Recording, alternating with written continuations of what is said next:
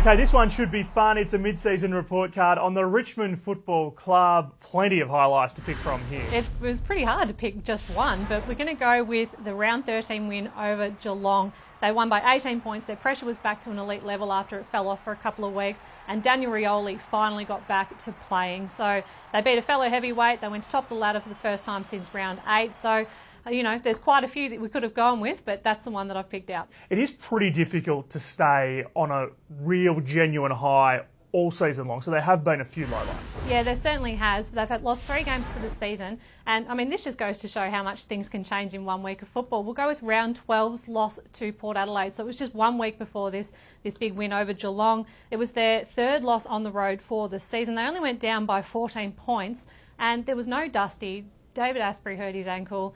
There were a few things that went against them. Port got on this massive run in the second quarter and kicked 7 goals.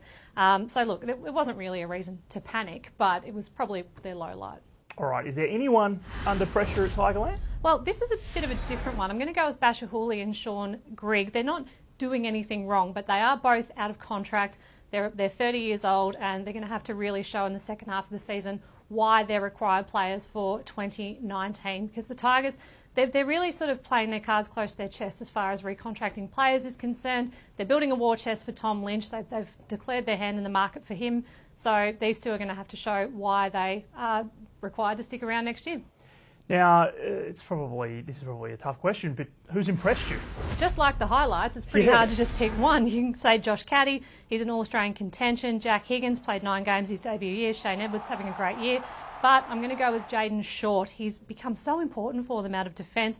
He leads the club for metres gained. He's right up there with his effective disposals. His burst off half-back and through the middle makes him one of the competition's most improved players, and he's just become so important for them. What are Tigers fans wishing for most? Another premiership? Well, another premiership would be nice.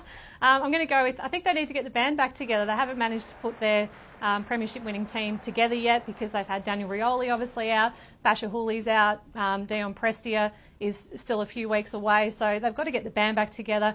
But even that, I mean, they're going pretty well without their 22 from the grand final, so you know this will just make them an even bigger threat if they manage to do that. All right, Jen, you are our Richmond beat reporter, so you know them inside out and back to front.